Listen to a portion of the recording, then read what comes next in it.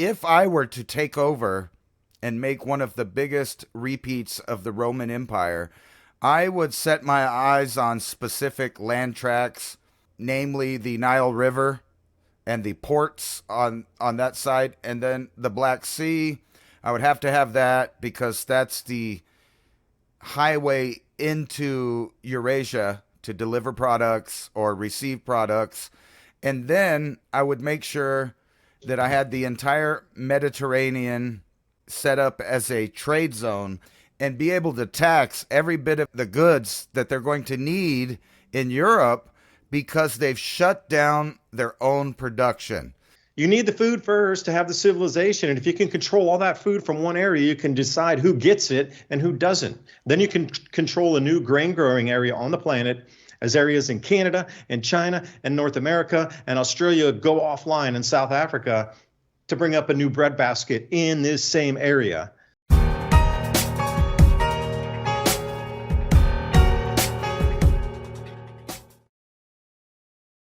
And I do welcome you wherever you are on this beautiful blue planet as we spin and orbit our happy star that is changing its magnetic field state, causing changes on our planet. Now, a lot of people knew coming in, stepping off this solar maximum, we'd experience more earthquakes. Santorini, the super famous Instagram spot, beautiful islands with all the white homes just packed in on the cliff there. They've evacuated the island. They've had something like 7,000 4.0 earthquakes in the last 3 weeks. Now, can you imagine living there? I was staying down here in southern Taiwan, and we had probably 8 earthquakes that were 4 or 5 or 5.5 over the last same amount of time. And even that amount is disturbing, where you're just like, okay, is it again? It just never comes back to normal again. Then, but to have that many, it would definitely wreck your human psyche to have that many going off at the same time. You would definitely want to leave just out of. Your body wouldn't function correctly. Your mind, the electrical connection with all that Paleozoic discharge charge hanging in the air, it would definitely affect your mental capacity.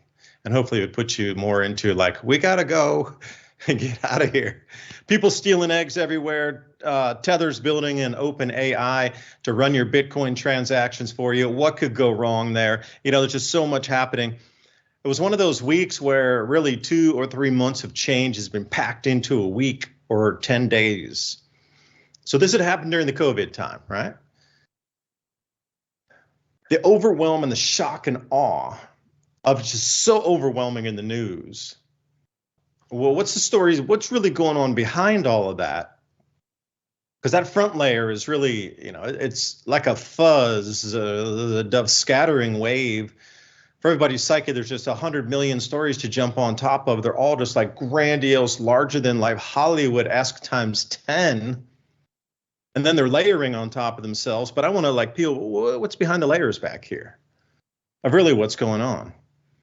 Because this shock and awe campaign, again, in the news cycle that we've seen. Remember when it happened when the October 7th of last year, and the whole news cycle was dominated with just everything Middle East, everything invasion, everything boom, just everything completely taken over for those few weeks of shock and awe of what was happening with Israel and Gaza and Jordan and Iraq and Iran and missiles flying and the Russians with their Orsinic missiles, and just everything was happening. The same kind of completely layered, overwhelming shock and awe in the news. And then we're seeing it again right now. So what is being covered up is the question. That's the way we need to look at this tonight as we approach all these news stories here. Did you know a 2024 study found collagen supplements can boost skin hydration by 14%, improve elasticity by 23%, and reduce wrinkles by nearly 20% in just 12 weeks? This is your sign to use collagen to transform your skin from inside out. That's why I've been using this amazing product for the last few years. Unlike other collagen supplements, this collagen uses the top 5 types of collagen for skin health. This premium collagen blend works together to help reduce visible signs of aging, reduce wrinkles. I just mix it into my morning coffee or smoothie, and you can too. Try it yourself and start healing your skin. Place your order while it's still 51% off now, only at healthwithadapt2030.com. Plus, you'll also receive some free bonuses like the 14 foods for amazing skin. 60-day satisfaction guarantee and free shipping if you order now. This offer is only available at healthwithadapt2030.com. That's healthwithadapt2030.com, or click on that link in the description box below. So, Ransom, I know I'd sent you a bunch of links from Japan setting new all-time record snow totals, 4 feet in 12 hours, just, record rains over in San Francisco.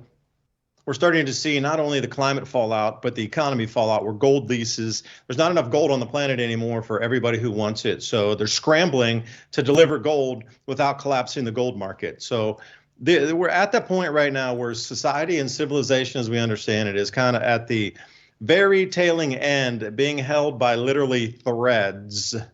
And I think this is what they were trying. Did they put all this out to cover up the gold shortages? That's my question. So, Ransom, floor is yours, man. See if I can find my button. No, I've been watching like an eagle eye the moves that they've been making. And I'm convinced now I see a bigger portion of the plans for the future. I mean, it's just all fitting together nicely, kind of as predicted. We're going to have turmoil in the Western Hemisphere, but nation building. You know what's funny is that this whole group kind of that pushed to change politics now has been the group that's been claiming that, we need to stop being entangled in foreign wars and no nation building. And then what I'm looking at is the exact opposite of that. We're setting up for massive empire building, which, starts off as nation building. And the first step of any nation building is to flatten it. Demolition. You can take that however you want. But that is the first thing that you do. You flatten the older pre-existing infrastructure, and then you bulldoze it. Then you build new stuff. There you go. That's nation building, because you charge the country or whatever area it is to rebuild it. And therefore you can put your products and services and trade network in the place of what used to be there. So what I'm saying is just it's really kind of a pathetic repeat of every single empire that's ever existed in the Mediterranean, as far as there's two groups that want key points of land, and it has nothing to do with politics or any of that kind of stuff. What it has to do with is nation building and empire building, because you have to set up the infrastructure first. And the only way that you can do that is to control every port of entry and piece of farmland that would be loading onto ships. So I'm pretty much seeing that. If I were to take over and make one of the biggest repeats of the Roman Empire, I would set my eyes on specific land tracts, namely the Nile River and the ports on that side, and then the Black Sea. I would have to have that because that's the highway into Eurasia to deliver products or receive products.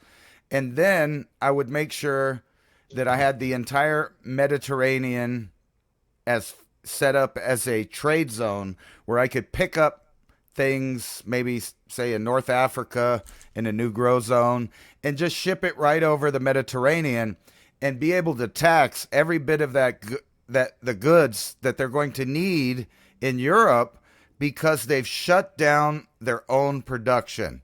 So it's a good thing that there will be some new trade partners to the South that will be more than happy to ship stuff right there.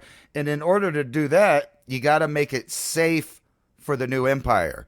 And, well, if you've paid attention to any of these historical empires, we've had the Persians, the Phoenicians, the Babylonians. Well, they weren't really too much into the sea, but you had all of these other cultures that lived out there, the Minoans, etc. You could just go stretch back in time. But the key thing that all of these empires, from the Greek, the Roman, the Persians, the Phoenicians, the Egyptians, whoever had control any time period, they had to get that little area that connects the Black Sea with the Mediterranean, and also the Nile River and the ports that are near there that go out into the Arabian Sea. So you have to have that. So every single one of those old empires had a map that you could just draw out, and logically that's where things are going.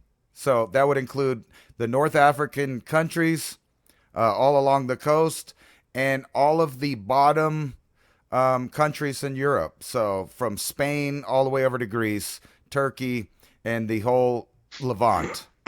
And you wouldn't be able to do that unless you could set up a permanent port to do business out of. I'm just saying that's what you'd have to do.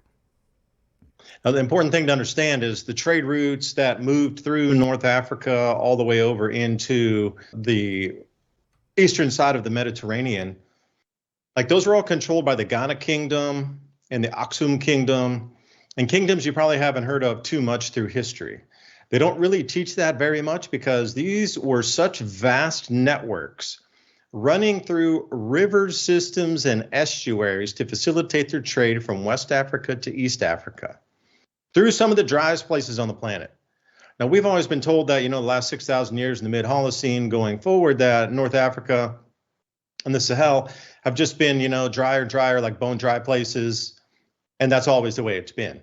Well, it's really not been that way. If you go back 1,800 years, the trade between, and the gold trade and the salt trade and different spices and minerals as we understand today, were all taken by barges and what you consider reed boats. I mean, that whole connection from the Nile River all the way over into where some African mega lakes that still retained water that had canal systems brought into them, and then further afield down into the full river network across Africa. And there were still mega lakes that were connected by river systems through northern Africa. Like, this is returning now, these rainfalls, and that's why a lot of these cities and towns and villages that have followed the retreating water down as it was drying are now at the bottom of these lakes. And when the floods and the rains are returning like they are now, suddenly all these areas start to fill back up, and then you get all these towns inundated, everybody's flooded out. Well, those waters aren't going to recede. That's the big thing that people aren't understanding, is that, like, if you look at the historical pattern on this, we're going to start losing a lot of crops in the northerly latitudes, like 40 north and 40 south, and down to or above to the North Pole, which is most of Canadian crop growing zones, some of the North American. So where do you substitute this from? Because China's experiencing great losses in Heilongjiang, biggest floods ever recorded there, biggest snowstorms ever recorded. Korea's getting hit by just insane amounts of storms that are far out of the ordinary. Japan just got 12 feet of snow, or 12 feet of snow in 12 hours. I sent that link to you there. It was off the Watchers, which is a great site if anybody's taking a look at that. Let me pull up the article here for you. 4 feet of snow in 12 hours. That's the most they've ever had in a February storm ever. And that goes back to the 1600s. See, Japanese records go further back. They actually go back to about 800 AD. But what you consider official is about 1600 forward, because at that time, meticulous. So think about the Britain meticulousness, how England was very meticulous in their records. Well, Japan was just as meticulous.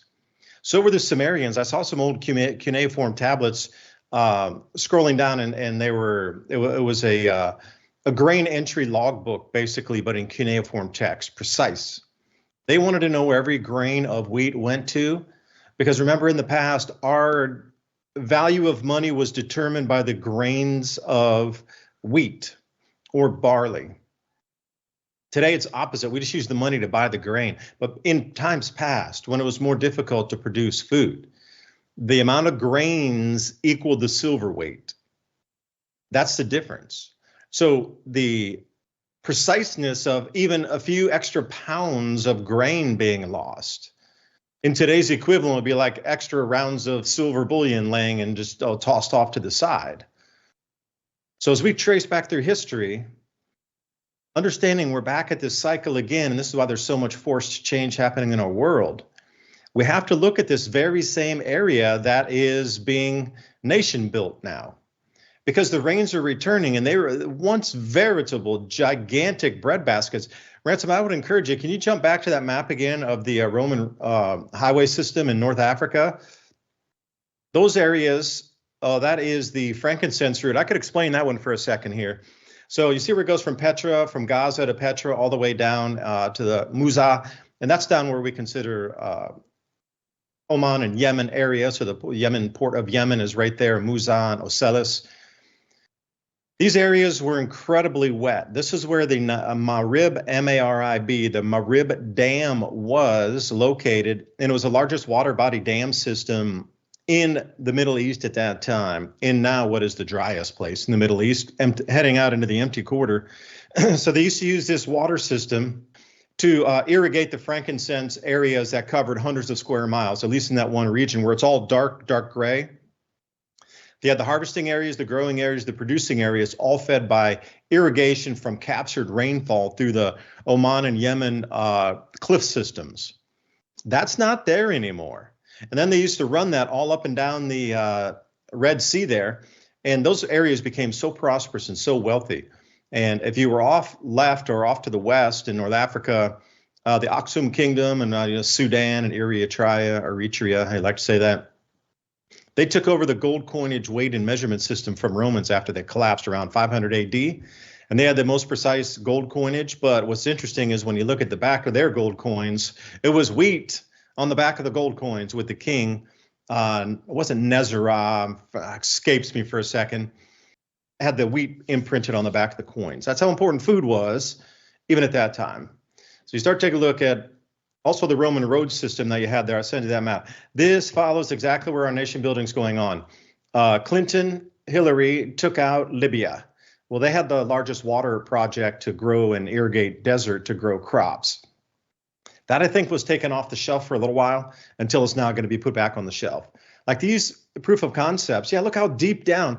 So if you look in the center, you see where there's that one strange area that jumps completely off and really far down into what was desert area.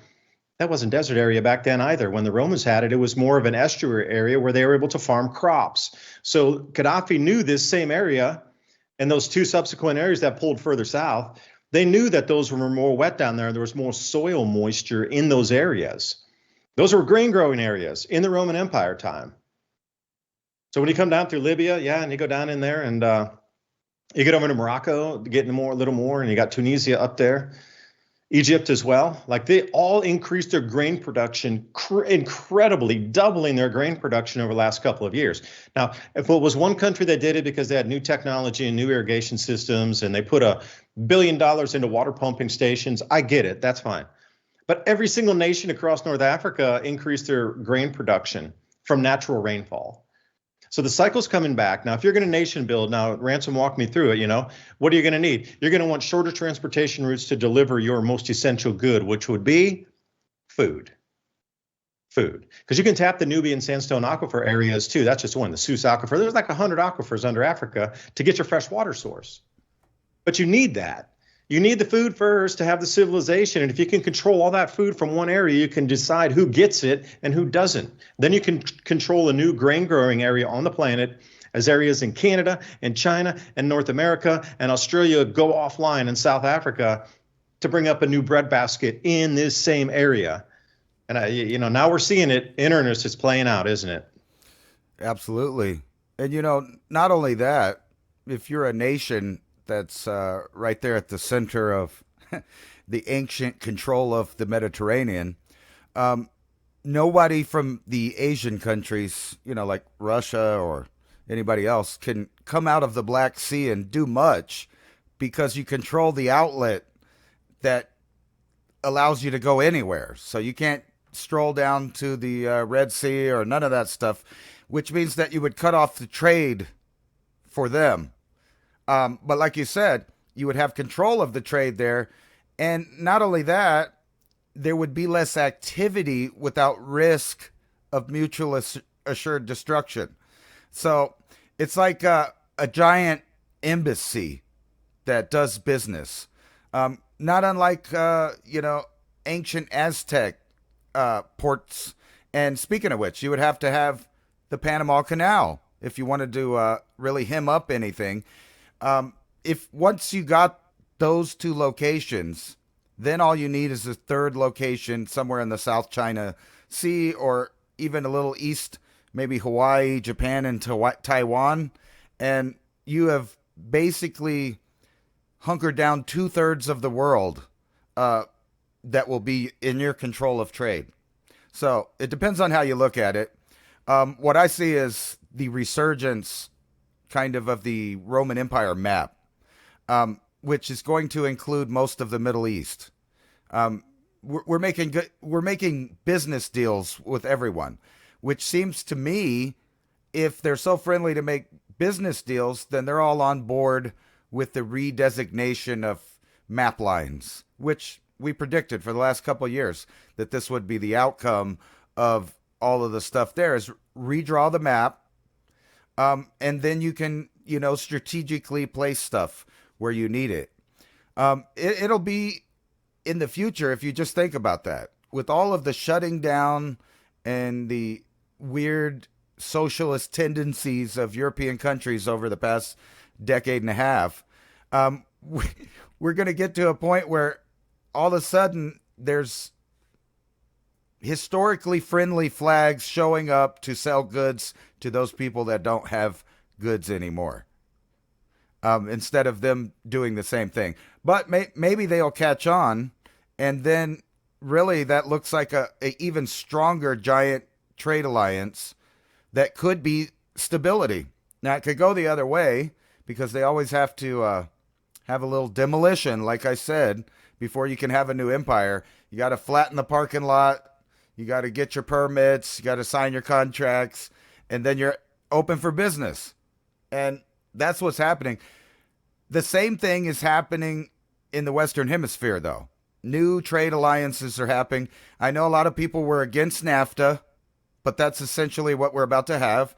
I wouldn't even be surprised with the resurgence of a new idea that is essentially the North American corridor. And the reason for this is because we're open for business again. People said a lot, but then they changed their mind when it was time to renegotiate, which tells me that a lot of people are getting what they want behind the scenes. We're not even hearing about the stuff that we're conceding to get these deals, really. But it's starting to look like we might have the 80s over again in the U.S. But for everybody else, it's going to be a transitional period into something new. This reminds me a lot of the plans of the Trilateral Commission.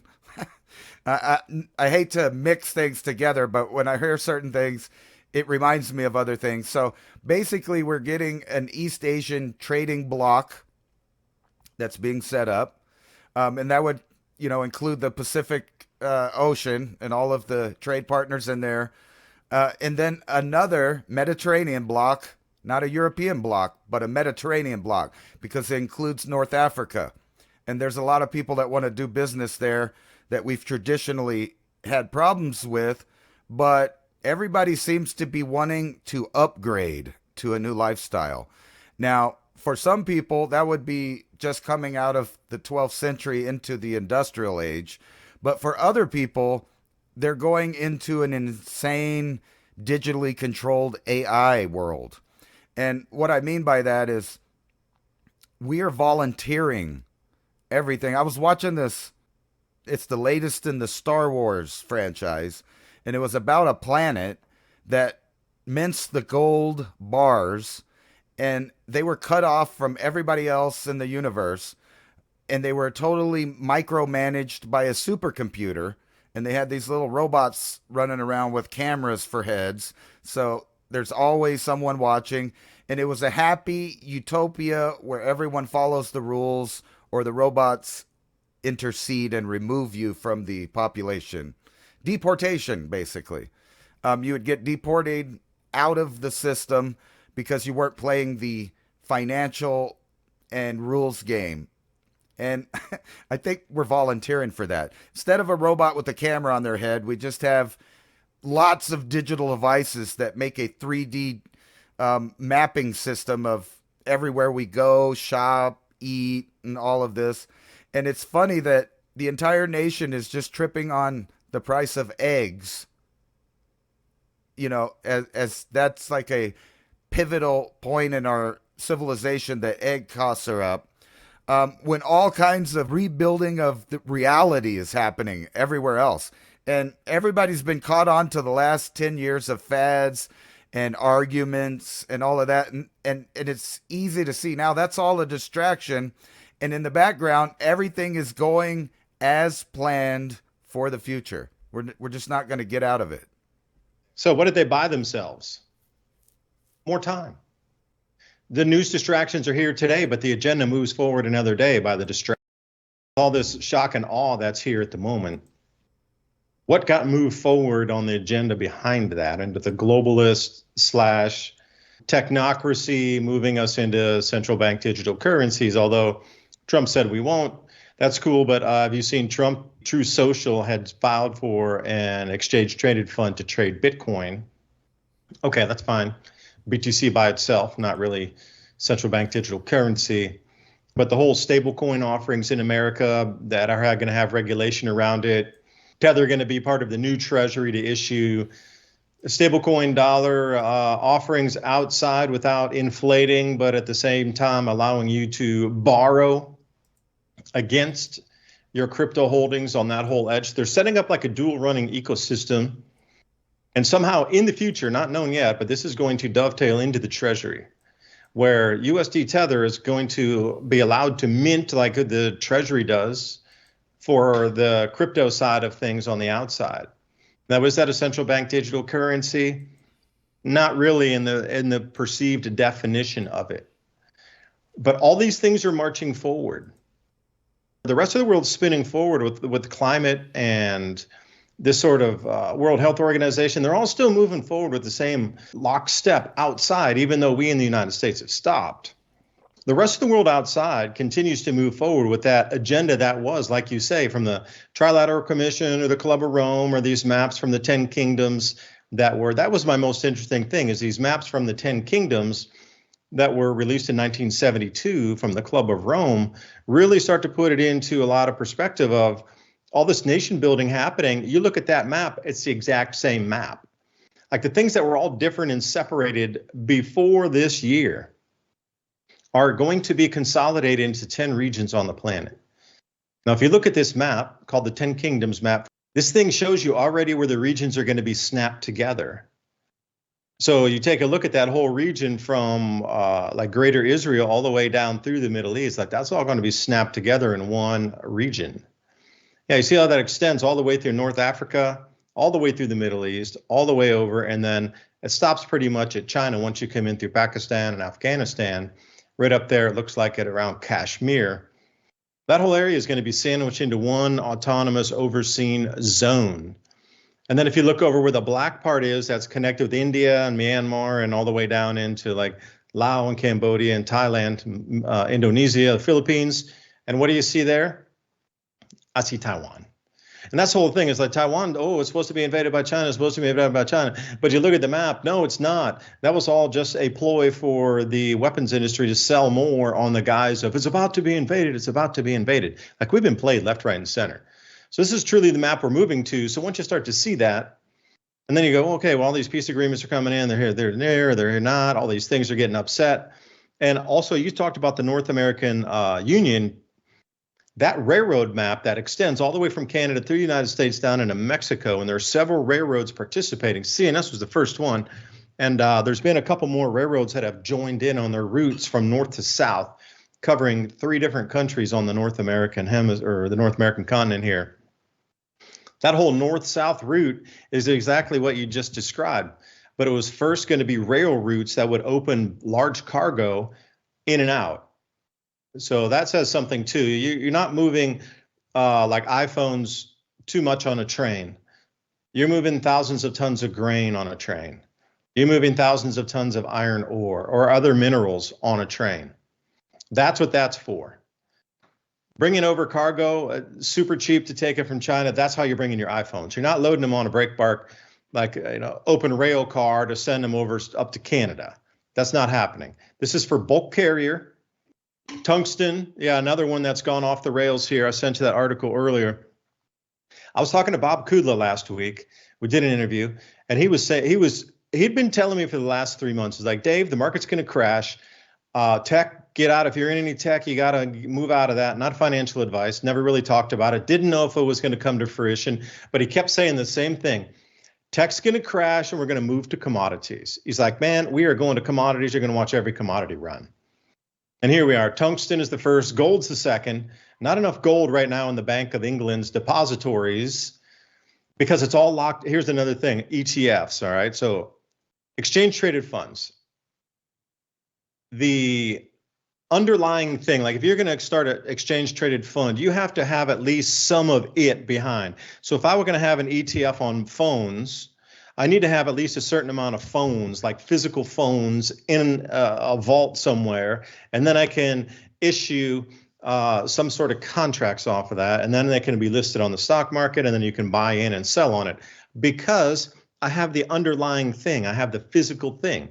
Bitcoin ETF, they got to have a certain amount in cold storage that can be verified, easy to verify that, third party. You know where the transactions have gone, which wallet address they sit in, who claims that wallet address. That's super easy to trace that. I mean, that's like basic 101 understanding blockchain. You could do that analysis yourself within a week of understanding blockchain. If you knew nothing about it and you learned how transactions and hashes can be followed and how to use like Etherscan for Ethereum or whatever you're going to use, Tronscan, you could follow. There's an enormous amount of different ones where you can follow out the transactions in each of those different coins and then their platforms. You know, where's it moving to? Even after a week of just knowing blockchain, you could verify how many Bitcoin are in an ETF address that's listed on Wall Street. That's simple. What's not simple is knowing how much gold's in a repository. And it seems that, at least from this last week of articles, they've run out of gold to deliver. And here's where we get in the rock and the hard place here. The ETFs need that gold in the depository or in the safe, if you like to call it that, the vault, whatever it is. There has to be a certain amount of tons of gold for them to operate and have their issuance listed on the stock market. If they take that gold away, they have to pull their listing from the stock market. And ETFs are not willing to do that. They've spent an enormous amount of millions of dollars of time and review and lawyers and then finally listing it and getting the brokers to list it. And it takes, you don't go from zero to full ETF on the stock market in like a week. That takes some serious planning, a lot of oversight, and a lot of money and time involved. But they have to have a certain number of, let's say 1 ton, I'll do simple math. You have to have a ton of it. And then you can say how many ounces that would be. And then you can offer those on your exchange traded fund on a stock market offering for a gold ETF in like New York or in Chicago. Okay. But you got to have that or else you can't. That has to be your base to even offer it. If you go below that, they pull you. You're offering it. No, you can't get listed on the market anymore. All right, so we're at that point now where everybody's pulled as much gold as possible out of the Bank of England. There's not really a spare ounce anywhere laying around. It's all locked up in ETFs. So now a lot of people want delivery.